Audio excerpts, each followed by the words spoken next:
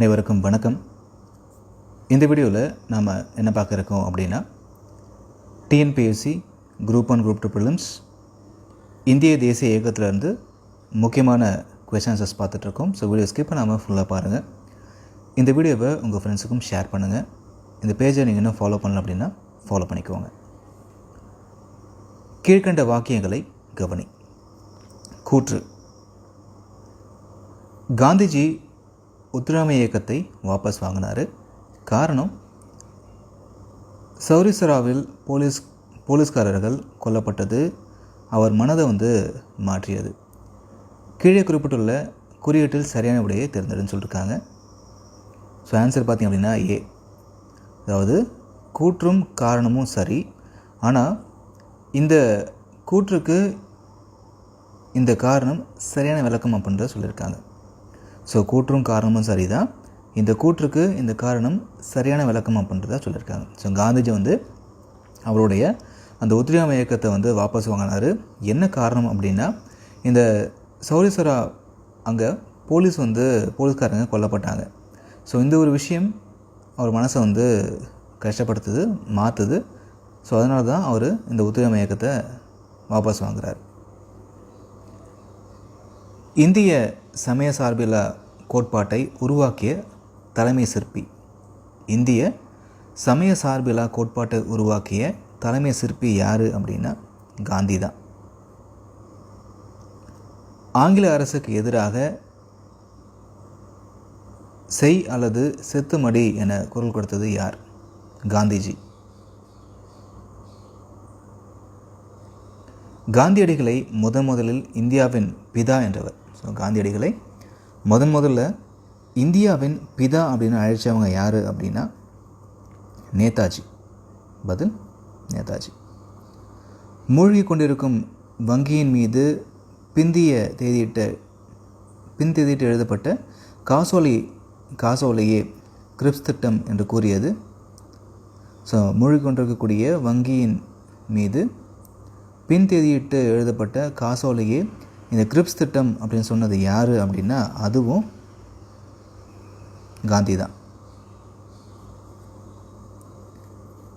அடிப்படை கல்வியின் வார்த்தா திட்டம் யாரால் முன்மொழியப்பட்டது? அடிப்படை கல்வியுடைய வார்த்தா திட்டம் யாரால் முன்மொழியப்பட்டது அப்படின்னா மகாத்மா காந்தியால் தான். காந்திஜியின் அரசியல் வாழ்க்கை தொடங்கிய இடம். காந்திஜியோட அரசியல் வாழ்க்கை தொடங்கிய இடம் தென்னாப்பிரிக்கா. காந்தியடிகள் 1919ஆம் ஆண்டு ஏப்ரல் 6ஆம் தேதி நான் எங்கிருந்து தேசிய ஹர்த்தால் நடத்தப்பட வேண்டிய நாளை ஒத்திவைத்தார். ஸோ காந்தியடிகள் 1919ஆம் ஆண்டு ஏப்ரல் 6ஆம் தேதி எங்கிருந்து தேசிய ஹர்த்தால் நடத்தப்பட வேண்டிய நாளை ஒத்தி வச்சார் அப்படின்னா டெல்லியிலேருந்து. பதில் டெல்லி. கீழ்கண்டவற்றுள் டெல்லி ஒப்பந்தம் என்று அழைக்கப்படுவது எது? ஸோ கீழ்கண்டவற்றில் டெல்லி ஒப்பந்தம் அப்படின்னு அழைக்கப்படுவது எது அப்படின்னா காந்தி இர்வின் ஒப்பந்தம். காந்தி இர்வின் ஒப்பந்தம். காந்தி எரவாடா சிறையில் உண்ணாவிரதம் இருந்தது. காந்தி எரவாடா சிறையில் உண்ணாவிரதம் இருந்தது எதுக்காக அப்படின்னா வகுப்புவாதத்தை எதிர்த்து தான்.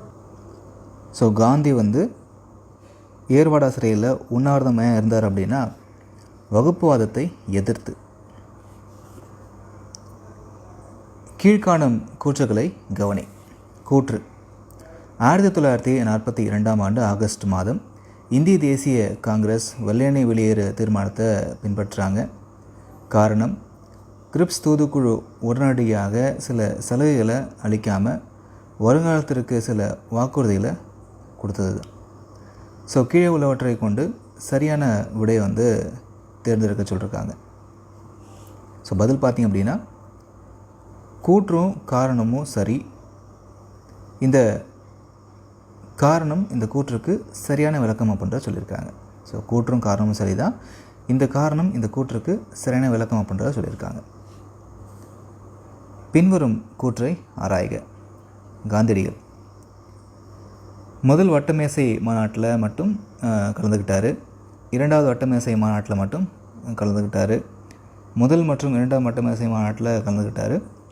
மூன்றாம் வட்டமேசை மாநாடுகளில் கலந்துக்கிட்டார். ஸோ இதில் எது சரி அப்படின்னு கேட்டிருக்காங்க. ஸோ 3 மட்டும்தான் சரி. ஸோ காந்தியடி முதல் மற்றும் இரண்டாவது வட்டமேசை மாநாட்டில் கலந்துக்கிட்டார். அதுக்கப்புறம் கலந்துக்கலை. 1948ஆம் ஆண்டின் முக்கியத்துவம் 1948ஆம் ஆண்டின் முக்கியத்துவம் என்ன அப்படின்னா, காந்திஜி படுகொலை செய்யப்படுறார். காந்தியை படுகொலை செய்யப்படுறார்.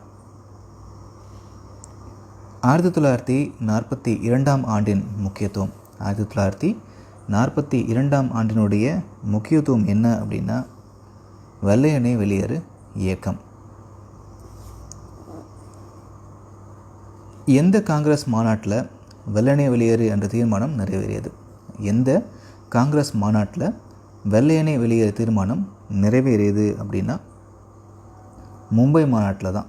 மும்பை மாநாட்டில். உங்களுக்கான கேள்வி, காந்திஜியின் அரசியல் வாழ்க்கை தொடங்கிய இடம்.